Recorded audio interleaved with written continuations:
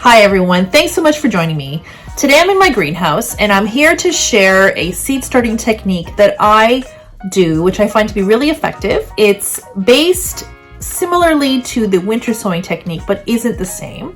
But I find this technique works really well. I find it really easy, and it's a wonderful way to save space under the grow lights as well as indoors when you're starting your seeds and you have a lot going on. So I'm going to tell you more about that in a second, and I'm also going to tell you how it's similar to winter sowing, yet it's different, and I'll discuss the pros and cons. Hi, I'm Julie DeMacos, also known as the Gardening Girl, and I really appreciate you joining me today, and I look forward to sharing this technique to help you in your seed starting journey to make your life a lot simpler and find fun and different ways to start your seeds. Let's get started. So the winter sowing technique is one where you sow your seeds in a jug, typically like a big milk jug. Cut it open, down in the middle, fill it with several inches of seed starting mix. So your seeds, cover with a layer of soil, tape around that cut where you had opened up the milk jug, remove the cap and set it outside. You set it outside in the winter, the seeds germinate basically when they're ready. And it's a good technique if you're growing perennials that require stratification or cold treatment. So it's a way for nature to naturally chill those seeds. So it is a good technique.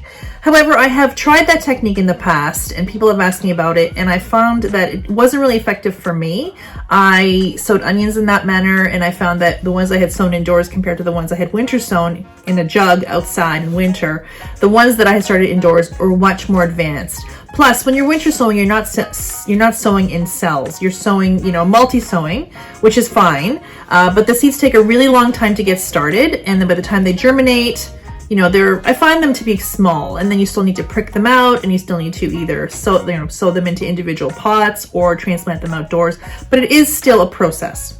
But I found that when I did it, the seedlings weren't very large compared to the ones that I had started indoors at the same time. And I've tried that several years in a row. And for me, I didn't find it effective. But that is a winter sowing technique.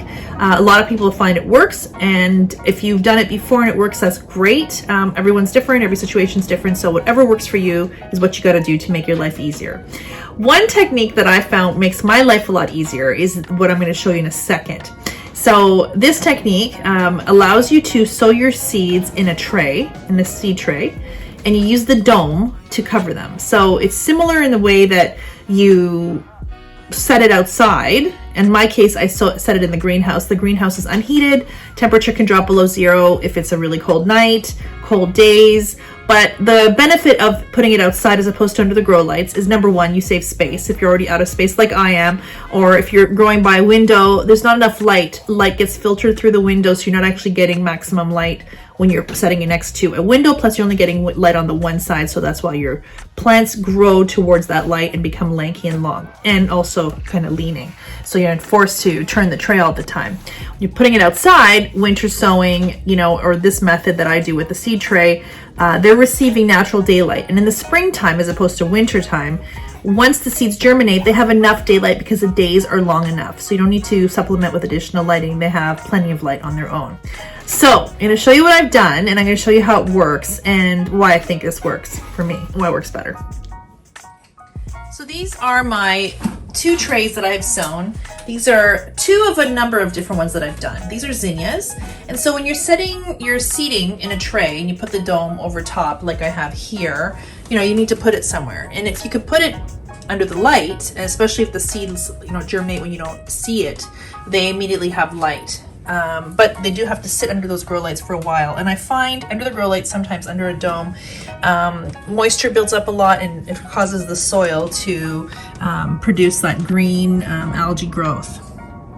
So as you can see here, there is no algae growth because the conditions in the greenhouse are chilled. So it doesn't overheat.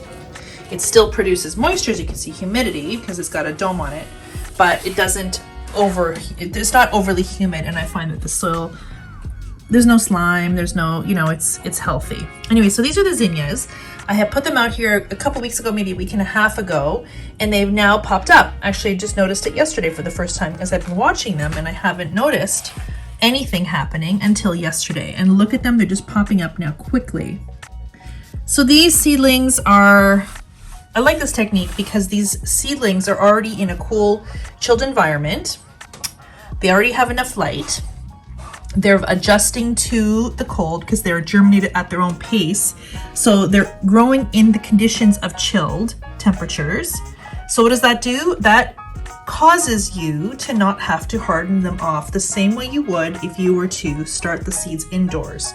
I'm growing them in these individual cells. So unlike a jug that you plant in for winter sowing, and you have to separate later, these are already separated. And because the cells, my seed tray, these are about 1.5 inch by 1.5 inch, there's plenty of soil in them. They're fairly long, like I'm not saying that you need to use these cells, but I like these cells because they're a little bit bigger. But this would work as well with 1-inch cells. You can just pot them up or leave them in here as long as possible. But you see what happens is they come up when they're ready, and they don't require hardening off because they're already used to the cold, the same way they would be if you're winter sowing. And the great reason people use that technique is because the seedlings are already adjusted to the cold, so it saves you on hardening off. Now I have them here in my greenhouse because this is where I have a greenhouse and makes my life a lot easier. This way I can transfer things, but I use the greenhouse for hardening off. But if you don't have a greenhouse, you could set the tray on your deck, underneath a table, or somewhere sheltered. And, you know, somewhere sunny even is fine because it's sunny here in the greenhouse on a sunny day. Today it's raining, but on a sunny day it gets really hot in here. The temperature climbs quite high into the 90s. So it is adjusting on its own to heat, cold, cloud, and it's also adjusting to when to any kind of wind. There is wind in the greenhouse when I open up all the vents. It's adjusting that way too. If you had this outside, you would just take the vents off. You take the domes off, or you could prop them open, like this, and give them some kind of air circulation. Eventually you would take off the dome entirely and allow it to be in the conditions, and they would not require any hardening off when they were ready for transplanting out. And that's the great benefit of this. So, I wouldn't put it somewhere where the tray can get blown away because, there's a risk then that you're going to lose your tray.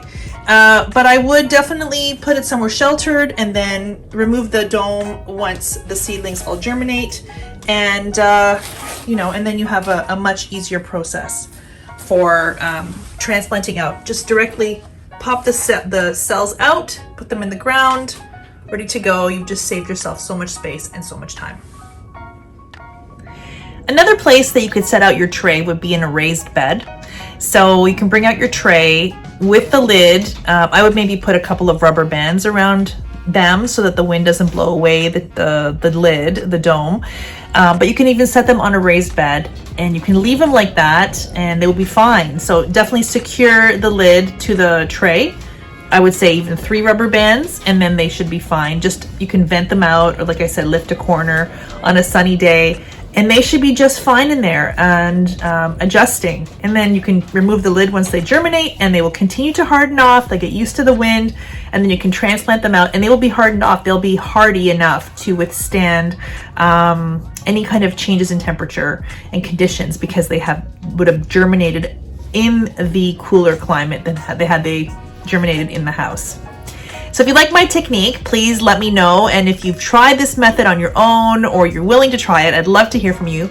Please leave me a comment below. As well, if you like my video, please be sure to click the thumbs up button to give me a like, and please subscribe. And as well, be sure to hit the notification bell to be notified when all upcoming videos come up. And I will have a lot more in my seed starting series, hardening off, transplanting out, growing on, and harvesting. I will run you through the entire season from start to finish and hopefully share some tips that will help you make your gardening journey a lot easier. I wish you all a really great day, everyone. Happy gardening, and I'll talk to you soon. Bye for now.